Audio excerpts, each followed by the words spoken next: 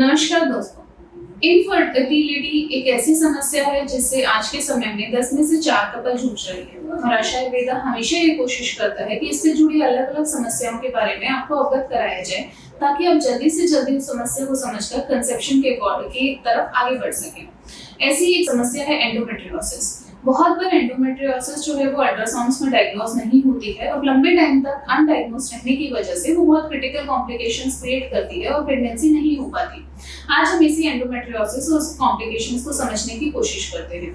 जब भी हम अल्ट्रासाउंड करवाते हैं तो बहुत बार एंडोमेट्रियोटिक सिस्ट देखने को मिलती है। एंडोमेट्रियोटिक सिस्ट का मतलब है कि आपके यूट्रस के अंदर ये जो हमारी यूट्राइन कैविटी रहती है इसके साथ में हमारी फैलोपियन ट्यूब्स हैं और ट्यूब्स के साथ में ओवरीज अटैच होती हैं। तो ट्यूब और ओवरी का एक रिलेशन मेंटेन रहता है। ओवरीज के अंदर हर मंथ कुछ फॉलिकल्स डेवलप करते हैं। तो जब इन फॉलिकल्स के अंदर हमारे ये जो सेंटर एंडोमेट्रियम है इसके जैसा टिश्यू डेवलप करता है तो इसके अंदर सेप्टेशंस और ब्लड कलेक्शंस आने लगते हैं जिसको हम एंडोमेट्रियोटिक सिस्ट बोलते हैं। ये एक तरीके का एंडोमेट्रियोसिस का सिम्टम है। अगेन मैं यही कहूंगी कि एंडोमेट्रियोटिक सिस्ट एंडोमेट्रियोसिस नहीं है, वो एंडोमेट्रियोसिस की वजह से होने वाला एक कॉम्प्लिकेशन है। इसी तरह से एंडोमेट्रियोसिस की वजह से बहुत बार ट्यूब्स के अंदर एडहेशंस क्रिएट होते हैं। ट्यूब्स वो प्लेस है जहां पर फीमेल का एग एंटर करता है और मेल का स्पर्म जाकर दोनों फर्टिलाइज होते हैं और सैक बनता है या प्रेगनेंसी आती है। तो इस पोजीशन में अगर कहीं पर भी एंडोमेट्रियम जैसा टिश्यू डेवलप करेगा तो पीरियड्स के दौरान वो ब्लीड करता है और यहाँ पर ट्यूबल ब्लॉकेज होने के चांसेस रहते हैं। तो एंडोमेट्रियोसिस की वजह से पेरिट्यूबल एडहेशंस हो सकते हैं। पेरिट्यूबल एडहेशंस यानी ट्यूब के अंदर ऐसे जाले बन जाना जो ट्यूब की फंक्शनैलिटी को रोक देते हैं, या फिर आपकी ट्यूबल ब्लॉकेज हो सकती है, या फिर हेमेटोसार्किंग्स हो सकता है यानी ट्यूब के अंदर ब्लड का कलेक्शन, क्योंकि वो टिश्यू जब पीरियड्स आएंगे तो वहां पर ब्लीड करेगा और ब्लड कलेक्शन क्रिएट करेगा। इसके अलावा एंडोमेट्रियोसिस पेशेंट के अंदर एडहेशंस देखने को मिलते हैं। ये एडहेशंस कहाँ होता है? बहुत बार अल्ट्रासाउंड में लिखा होता है ovaries adhere to uterus. Normally ovaries जो होती हैं वो हमारे फैलोपियन ट्यूब्स के साथ अटैच होती हैं, लेकिन जब यहाँ पर बहुत सीवियर एडहेशंस बन जाते हैं तो प्रेशर की वजह से ये ओवरीज इधर से यूट्राइन मसल्स पर जाकर अडहियर हो जाती हैं। अगर इसके साथ साथ एडहेशंस के साथ आपकी ट्यूब्स भी इधर पहुंच जाती हैं तो उस कंडीशन में नेचुरल कंसेप्शन के चांसेस हो सकते हैं। लेकिन अगर ट्यूब्स इधर रह गई हैं और आपकी ovaries posterior of the uterus में जाकर चिपक जाती हैं वॉल में, तो उस कंडीशन में ट्यूब और ओवरी का रिलेशन जो है जिसे हम ट्यूबो ओवेरियन रिलेशन कहते हैं, ये रिलेशन डिस्टर्ब हो जाता है और कंसेप्शन नहीं होता है। तो हमें इसको भी बहुत अच्छे से मॉनिटर करना होता है। अदर देन दैट एंडोमेट्रियोसिस में रेक्टल इन्फिल्ट्रेशन ऑफ एंडोमेट्रियोसिस भी दिखता है जिसमें रेक्टल टिश्यूज दिखते हैं। रेक्टल जब टिश्यूज होते हैं तो पीरियड्स के दौरान रेक्टम एरिया में बहुत सीवियर पेन क्रिएट करता है और उससे भी एंडोमेट्रियोसिस की वजह से पेशेंट की लाइफ बहुत क्रिटिकली पेन में रहती है। तो ये कुछ प्रॉब्लम्स हैं जो एंडोमेट्रियोसिस की वजह से होते हैं। अदर देन दैट यूट्रस के आसपास, यूरिनरी ब्लैडर के आसपास सब जगह कुछ एडहेशंस बनते रहते हैं जिससे हम ऐसे बोलते हैं कि फ्रोजन पेल्विस हो गया है, यानी कि यूट्रस पूरा जम गया है, पूरा पेल्विक एरिया जम गया है, उसके आसपास किसी भी ऑर्गन में मूवमेंट करने की कैपेसिटी नहीं बची क्योंकि जो टिश्यूज वहां डेवलप किए थे वो ब्लीड कर करके एडहेशंस क्रिएट कर रहे थे और हर ऑर्गन एक दूसरे ऑर्गन से चिपक जाता है।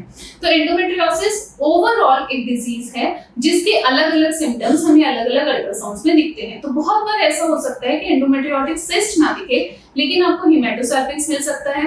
अगर आपको हेमेटोसार्किंग्स अल्ट्रासाउंड में नहीं मिल रहा, आप ट्यूब का टेस्ट जरूर कराएं एंडोमेट्रियोसिस केसेस में, क्योंकि आपको पेरिट्यूबल एडहेशंस मिल सकते हैं। तो ट्यूब भले ही ओपन होगी लेकिन कंसीव करने में दिक्कत करती है।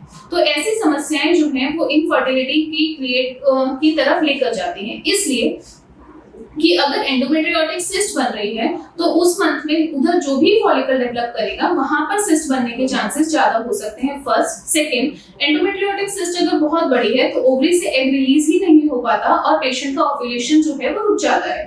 थर्ड, अगर ट्यूबल फैक्टर कहीं पर इंपैक्ट है तो भी आप कंसीव नहीं कर सकते हैं क्योंकि ट्यूब्स कंसीव करने के लिए बहुत ही इंपॉर्टेंट फैक्टर रहता है।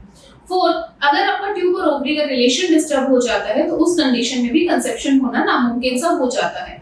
तो ये सब फैक्टर्स जो हैं वो एंडोमेट्रियोसिस की वजह से डेवलप होते हैं और इसी को हम इनफर्टिलिटी विद एंडोमेट्रियोसिस की कैटेगरी में रखते हैं।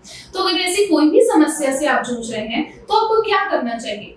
ज्यादातर लोग ऐसा बोलते हैं कि इनफर्टिलिटी विद एंडोमेट्रियोसिस की कंडीशन में आप डीएचएल यानी कि डायग्नोस्टिक लेप्रो एंड हिस्टोस्कोपी करा लीजिए और सिस्ट को निकाल लीजिए। लेकिन मेरा पॉइंट ये है कि अगर आपकी बीमारी वहीं के वहीं यानी एंडोमेट्रियोसिस जो कि एंडोमेट्रियल टिश्यू की डेवलपमेंट है, अगर अलग अलग जगह जाकर वो एज इट इज बनी हुई है, वो बीमारी वहीं की वहीं है, तो उससे होने वाले एक सिम्टम को अगर आप निकाल देंगे तो अगले महीने फिर फॉलिकल डेवलप करेगा और फिर एक नई सिस्ट में कन्वर्ट हो जाएगा। तो डीएचएल होने से बहुत बार जब बहुत क्रिटिकल पेन होता है, इंटरनल एडेशंस रहते हैं, तो उसको कुछ हद तक आप निकाल सकते हैं, क्योंकि जब सब जमा हुआ होता है तो वो ओपन एंड शट सर्जरी होती है। यानी कि जब सर्जरी की जाती है तो बोला जाता है कि ट्यूब्स तक हम पहुंच नहीं पाए, वहां पर बहुत डेंस एडेशंस थे, ओवरीज तक नहीं पहुंच पाए, वहां बहुत डेंस एडेशंस थे, रेक्टम पे टिश्यूज दिख रहे थे पर हम कट नहीं कर पाए, आपके ऑर्गन्स वहां पर डैमेज होने का डर था। तो ये सब फैक्टर्स जो हैं ये हमें पोस्ट सर्जरी मिलते हैं। तो फिर ऐसी सर्जरी क्यों कराई जाए जब तक कि बहुत ज्यादा इंपॉर्टेंट ना लगे। तो एक फैक्टर डीएचएल का रहता है जो डायग्नोस्टिक लैप्रोहिस्टो करके एंडोमेट्रियोसिस की वजह से हुए कॉम्प्लिकेशंस को कंट्रोल करने की कोशिश की जाती है। सॉरी। और अगर वो ठीक से रिकवर नहीं हुआ है तो उसके बाद डायरेक्टली उसी सर्जरी के तुरंत बाद पीरियड्स को रोककर आईवीएफ कराने की सलाह दी जाती है।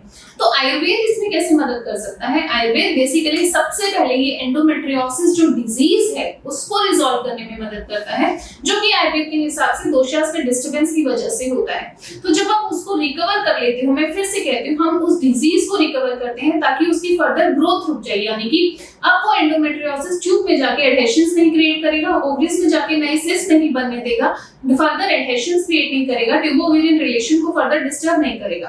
पहले हम इसको कंट्रोल करते हैं, कंट्रोल करने के बाद जो उसकी वजह से डैमेज हुआ है, फॉर एग्जांपल आपके घर में, आपके एरिया में बाढ़ आई है, बाढ़ आने की वजह से आपके घर के अंदर सब सामान उथल-पुथल हो गया है। बाढ़ जब चली जाएगी तो सबसे तब आप उस सामान को जगह जगह पर रखते हैं। तो डिजीज जाने की यानी बाढ़ जाने की वजह से ऐसा नहीं है कि सब कुछ अपनी जगह पर वापस आ जाएगा, उसको करने के लिए आपको मेहनत करनी पड़ती है। सेम सिचुएशन है जब एंडोमेट्रियोसिस डिजीज पर चेक लग जाता है, जब वो कंट्रोल हो जाती है, उसके बाद आप उसकी वजह से जो आए कोई डिस्टर्बेंसेस हैं आपके यूट्रस और आसपास में, आप उनको रिकवर करते हो। यानी आप सिस्ट को कंट्रोल करते हो, आप एडहेशंस को कंट्रोल करते हो, उनको ठीक करते हो, जितना रिकवर हो सकता है उतनी रिकवरी करके चलते हैं। और फिर उसके बाद जब प्रेगनेंसी प्लान करते हैं तो दिक्कत नहीं होती, क्योंकि प्रेगनेंसी प्लान करने के लिए आपको ट्यूब ठीक चाहिए, वो आप थेरेपी के थ्रू ठीक कर सकते हो। आपके एग्स अच्छे डेवलप नहीं कर रहे, उसको आप वापस एंडोमेट्रियोसिस कंट्रोल होने के बाद डेवलप करवा सकते हो। तो इनफर्टिलिटी विद एंडोमेट्रियोसिस का ट्रीटमेंट आयुर्वेद में बहुत अच्छे से किया जाता है, और इसी वजह से हम लोग एंडोमेट्रियोसिस केसेस में मोर देन 70% पेशेंट्स आराम से आशा आयुर्वेदिक के ट्रीटमेंट से कंसीव करते हैं। तो अगर आप एंडोमेट्रियोसिस की समस्या से जूझ रहे हैं, लेप्रोस्कोपी कराकर थक चुके हैं या नहीं कराना चाहते हैं, आईवीएफ कराकर थक चुके हैं जिसकी सक्सेस एंडोमेट्रियोसिस में हार्डली 15 to 20% रहती है, ऐसी कोई भी समस्या है तो बिल्कुल परेशान ना हो। आप इनफर्टिलिटी विद एंडोमेट्रियोसिस या विदाउट इनफर्टिलिटी जस्ट एंडोमेट्रियोसिस की अनमैरिड फीमेल की कोई कंप्लेंट है तो आप आशा आयुर्वेदा में संपर्क करें, आप इस प्रॉब्लम को जड़ से निजात पा सकते हैं। धन्यवाद।